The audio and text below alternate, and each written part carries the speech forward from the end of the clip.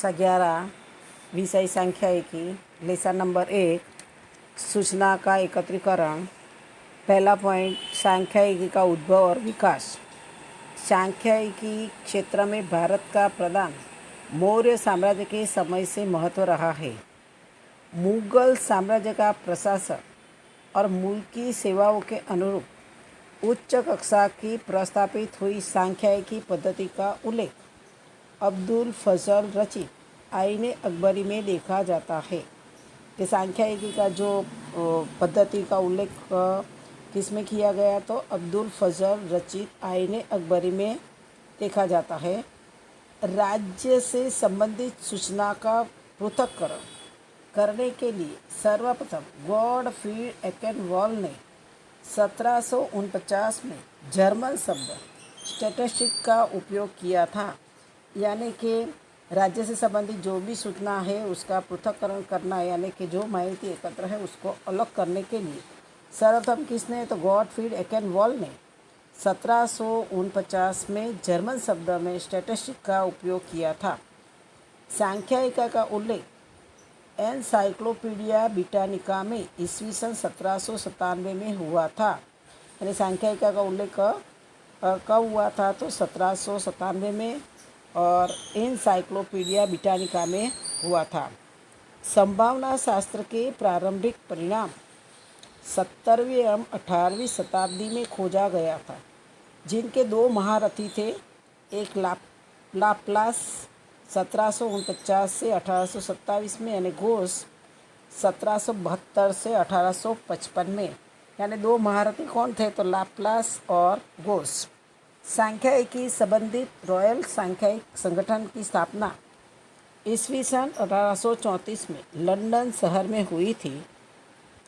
19वीं शताब्दी के अंत में एवं 20वीं शताब्दी के प्रारंभ में सांख्यिकी के आधुनिक पहलुओं की रचना हुई। तो सांख्यिकी के आधुनिक पहलू की रचना कब हुई थी, तो 19वीं सदी अंत में और 20वीं सदी के प्रारंभ में हुई थी। गैल्टन एवं कार्ल पियर्सन ने गणितिक सांख्यिकी का उपयोग विज्ञान, उद्योग, राजनीतिक क्षेत्र में किया था। गणितीय सांख्यिकी के रचयिता कार्ल पियर्सन थे। प्राथमिक सूचना एकत्र करने की पद्धतियाँ। प्राथमिक सूचना एकत्र करने हेतु विविध पद्धतियाँ प्रचलित है। उसमें प्रत्यक्ष जांच, परोक्ष जांच, टेलीफोन अथवा ईमेल द्वारा जांच, प्रश्नावली की पद्धति, स्थानिक रिपोर्टर द्वारा जांच, ऐसी पद्धतियाँ प्राथमिक सूचना एकत्र करने हेतु उपयोग में ली जाती है। अब प्राथमिक सूचना एकत्र करने की पद्धति 3 है। उसमें अपने प्रत्यक्ष जांच, अप्रत्यक्ष जांच और प्रश्नावली की पद्धति। अब उसमें पहले देखेंगे प्रत्यक्ष जांच किसे कहते हैं। कि इस पद्धति में संशोधक स्वयं या तो उसके द्वारा नियुक्त गणक जांच के स्थान की सीधी मुलाकात लेता है और आवश्यक सूचना प्राप्त करता है, तो उसे प्रत्यक्ष जांच कहते हैं। मानो कि अहमदाबाद शहर की म्यूनसिपालिटी स्कूल के पढ़ने वाले विद्यार्थियों के स्वास्थ्य संबंधी माहिती प्राप्त करनी हो, तो म्यूनसिपालिटी स्कूल के विद्यार्थियों का सीधा संपर्क करके उसके स्वास्थ्य के बारे में प्रश्न पूछकर आवश्यक सूचना अपने एकत्र कर सकते हैं। उसे प्रत्यक्ष जांच कहते हैं। उसका गुण है कि इस पद्धति सही और विश्वसनीय होती है। सूचना के साथ प्रत्यक्ष मुलाकात के कारण सूचनादाता की कोई प्रश्न उलझन हो तो गणक उसका योग्य स्पष्टीकरण करके उसका हल ला सकता है। व्यक्तिगत जांच के समय गणक द्वारा कितनी बार सूचनादाता से पूरक सूचना मिल जाती है, जो परिणामों का अर्थघटन करते समय उपयोगी सिद्ध होती है। यह पद्धति जांच का क्षेत्र मर्यादित हो तभी अधिक उपयोगी मानी जाती है। सूचनादाता कुछ प्रश्न की सूचना देने में संकोच का अनुभव करता है। ऐसे समय में गणक ऐसी सूचना देने वाले से पूरक प्रश्न पूछकर सूचना प्राप्त कर सकता है और उसका दुरुपयोग नहीं होगा, ऐसा उसको विश्वास देता है। उसके दोष है कि जांच का क्षेत्र विशाल विस्तृत हो तब यह पद्धति अधिक समय लगता है और अधिक गणकों की आवश्यकता पड़ती है। यह पद्धति अधिक खर्चीली है क्योंकि गणकों की नियुक्ति अधिक करनी पड़ती है, समय अधिक जाता है। और यदि गणक सुप्रशिक्षित न हो, यानी उसके पास में उस जो सूचना प्राप्त करना उसके बारे में जो प्रशिक्षण वाला व्यक्ति नहीं होगा, तो सूचना की विश्वसनीयता घट जाती है। अप्रत्यक्ष जांच अर्थात क्या? अप्रत्यक्ष जांच अर्थात ऐसा जांच कि जहां पर स्वयं सूचनादाता के संशोधक जाते नहीं हैं, लेकिन दूसरे व्यक्ति द्वारा जो सूचना प्राप्त की गई होती है उसका उपयोग किया जाता है, उसे अप्रत्यक्ष जांच कहते हैं।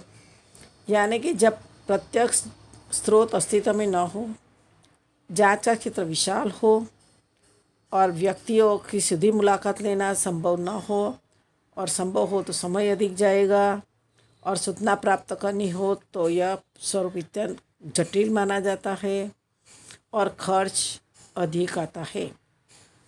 उदाहरण के तौर पे यदि किसी व्यक्ति को 2000 कामदार रखने वाले बड़े औद्योगिक इकाई के कामदारों का शैक्षणिक स्तर की सूचना प्राप्त करनी हो, तो वह व्यक्ति सूचना प्राप्त करने के लिए औद्योगिक इकाई के मैनेजर के पास सीधा जाकर उसकी संपूर्ण माहिती प्राप्त कर सकता है।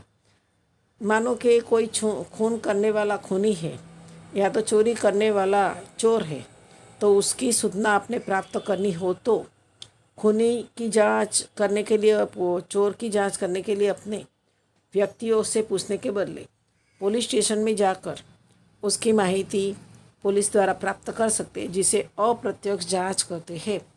अप्रत्यक्ष जांच की पद्धति व्यवहार में अधिक प्रचलित है, फिर भी इस पद्धति द्वारा प्राप्त सूचना की विश्वसनीयता जांच करने वाले की सूझबूझ या चतुराई और अनुभव पर आधार रखती है।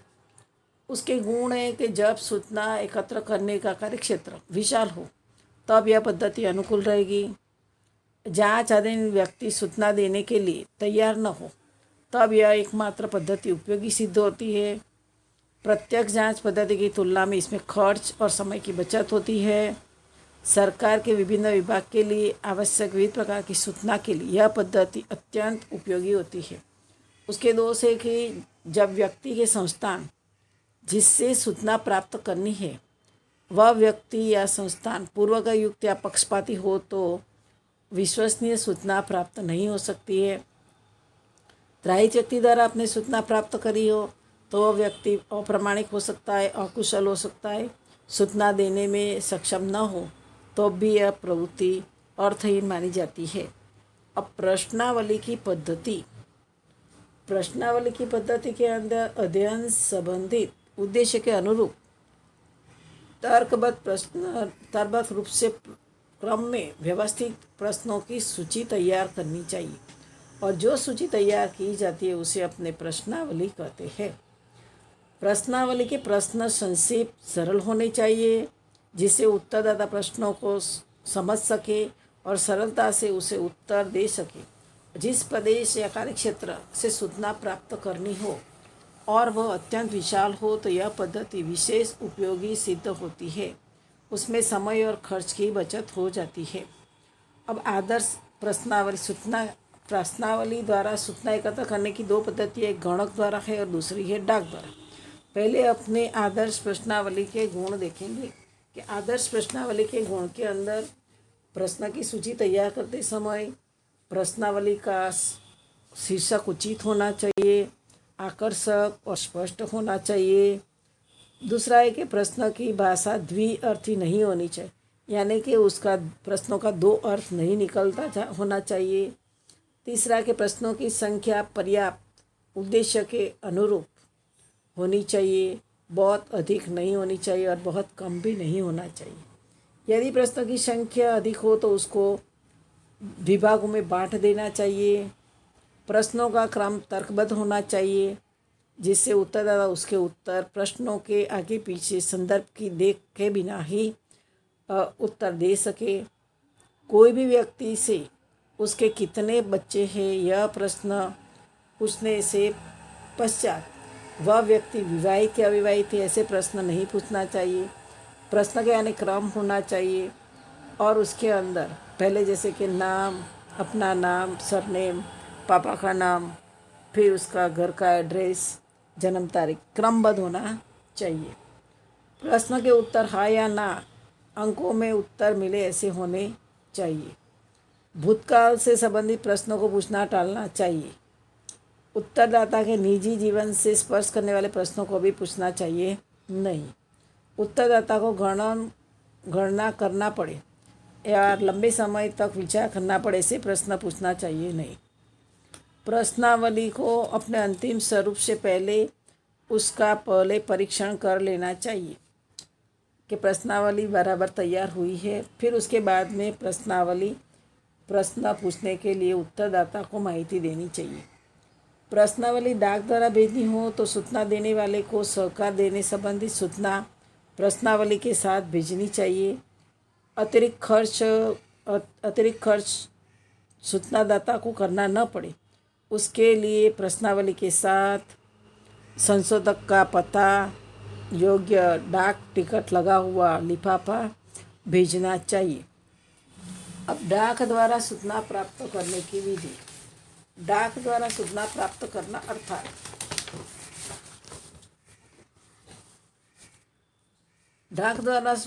डाक द्वारा प्रश्नावली।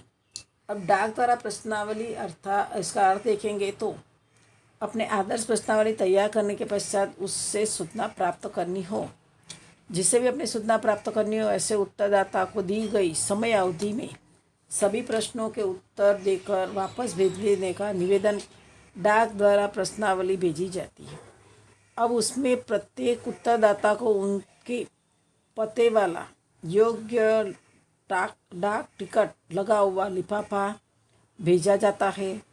उत्तरदाता द्वारा प्रश्नों के उत्तर देने होते हैं।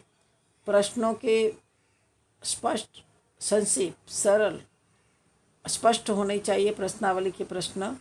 और वर्तमान समय में प्रश्नावली कंप्यूटर के मोबाइल द्वारा भी भेजी जाती है।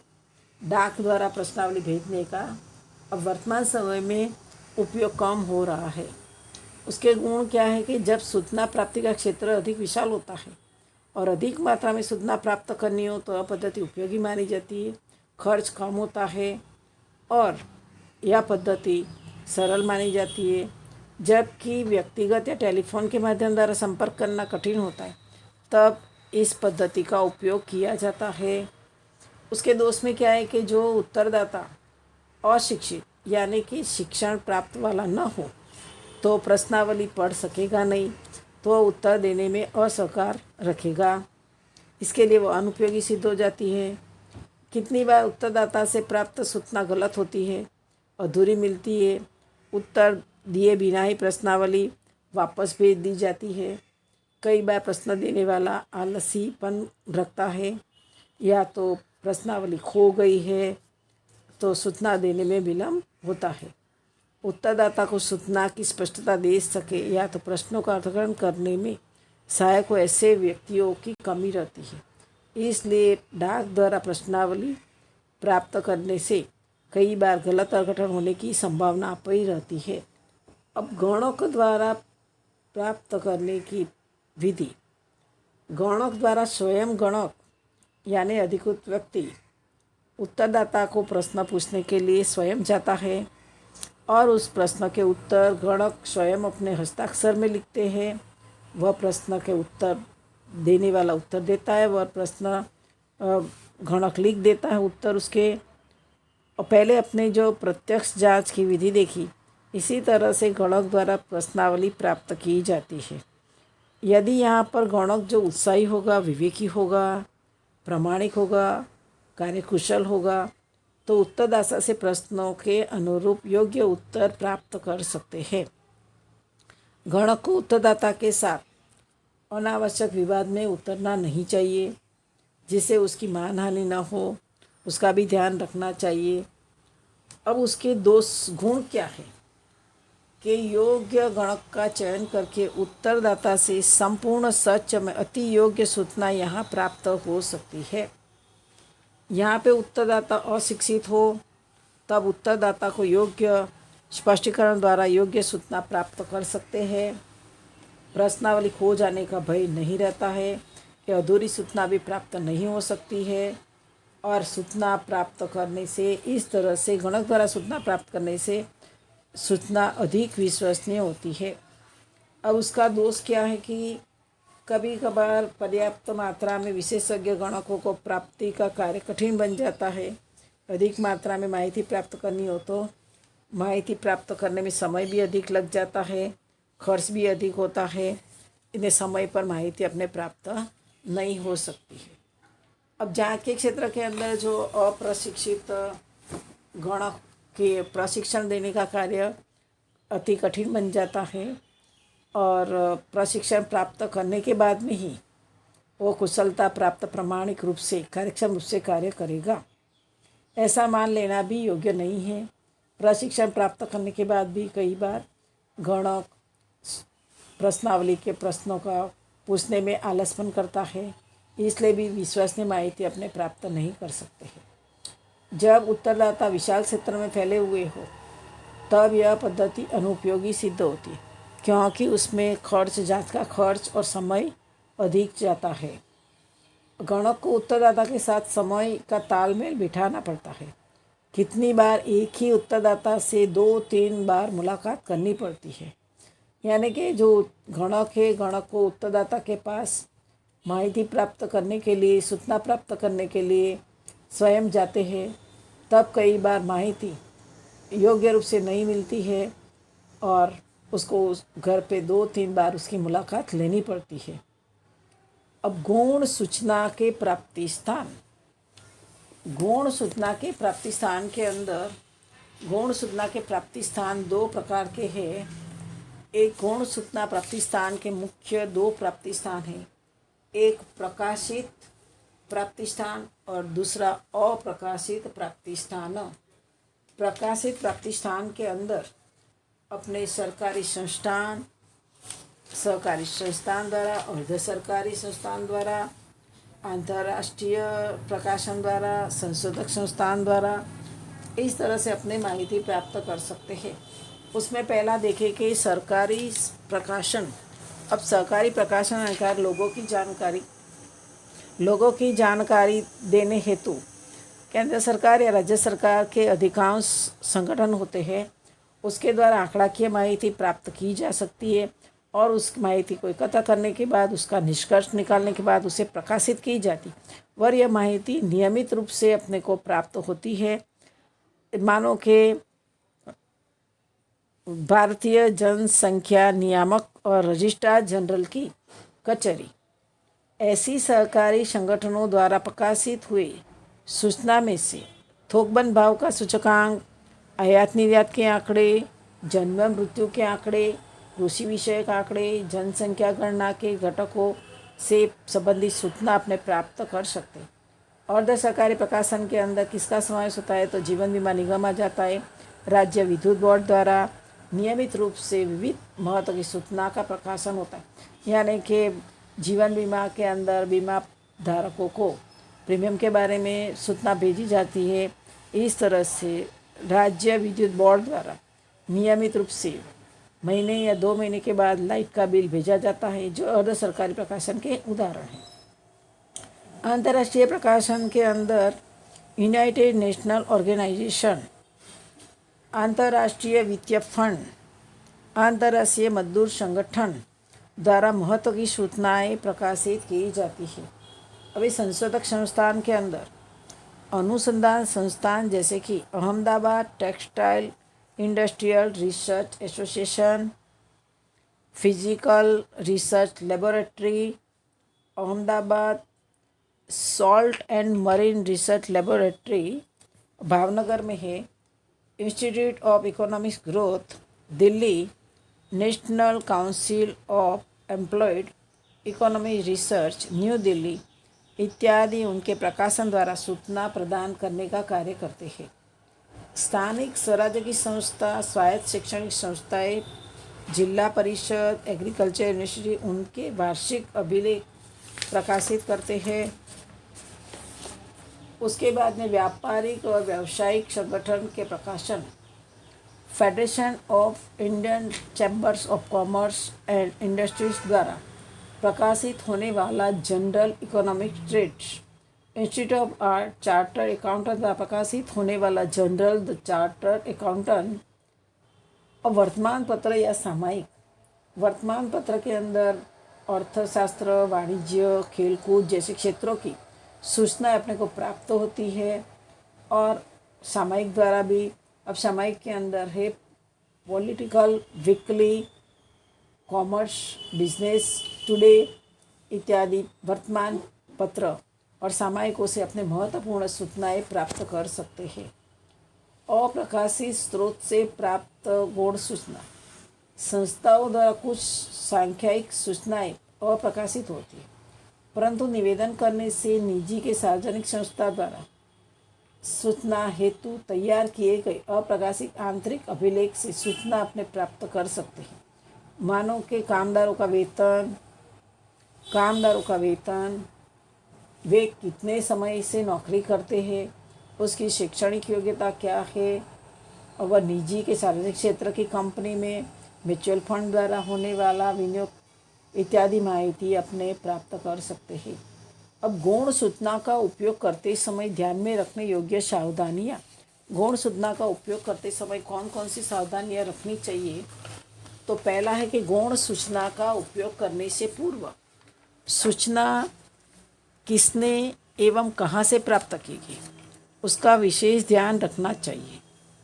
निजी संस्थान द्वारा तैयार किए गए अभिलेख से प्राप्त सूचना कम विश्वसनीय होती है, जबकि सरकार द्वारा प्राप्त की गई सूचना अधिक विश्वसनीय मानी जाती है। गौण सूचना प्राप्ति का उद्देश्य अध्ययन के उद्देश्य से सुसंगत होना चाहिए, यानी कि अपने जिसके बारे में माहिती अपने अध्ययन करना हो उसके बारे में उद्देश्य के अनुसार सूचना होनी चाहिए। ऐसी सूचना अनुपयोगी सिद्ध होती है उद्देश्य के विरुद्ध हो तो। एकत्रित की गई सूचना अत्यंत पुरानी नहीं होनी चाहिए, वह कभी के समय दौरान से सुसंगत होनी चाहिए, यानी कि वर्तमान सूचना होनी चाहिए। बहुत पुरानी सूचना हो तो उसका उपयोग नहीं करना चाहिए, जैसे कि अनाज, सोना, पेट्रोल इत्यादि के मूल्य। गौण सूचना के उपयोग से पूर्व सूचना का कार्यक्षेत्र क्या है एवं वह किस विस्तार से किस हेतु के लिए एकत्र की गई है एवं उसमें किए गए उपयोग के पदों की व्याख्या इत्यादि जान लेना आवश्यक है। प्रत्यक्ष अगणित की सूचना का उपयोग करने से टालना चाहिए। ऐसी अगणित की गई सूचना कई बार गलत मापदंडों की गणना करके बनाई गई होती, यानी संभावित सूचना का उपयोग नहीं करना चाहिए। किस पद्धति द्वारा सूचना एकत्र की गई है यह जान लेना आवश्यक है, जिससे संशोधनकर्ता इस पद्धति के गुण दोष से अभिन्न हो। प्रकाशित आंकड़ों का अर्थ सीमा जाने बिना अर्थात उसको ग्रहण करना कभी सुरक्षित नहीं होता है। गौण सूचना का योग्य लाभ प्राप्त करने हेतु उपरोक्त सावधानियों को लक्ष्य में रखना चाहिए और विवेकपूर्ण उसका उपयोग करना चाहिए। अपने स्वाध्याय एक पूरा विभाग ABCDE पूरे प्रश्नों के उत्तर लिखकर परिभाषा अंतर सब याद करना है।